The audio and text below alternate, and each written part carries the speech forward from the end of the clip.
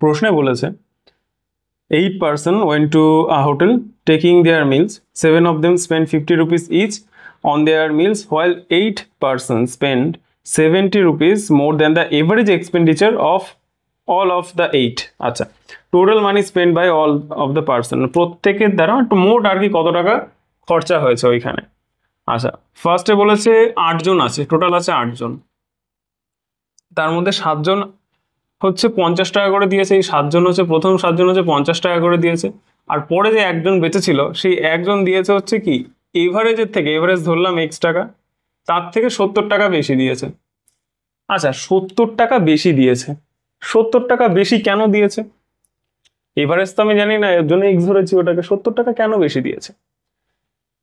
নিশ্চয়ই এই প্রথম 7 জন কিছু টাকা কম দিয়েছিল এভারেজের থেকে, তাই জন্য ও 70 টাকা বেশি দিয়ে মেকআপ দিয়ে দিয়েছে।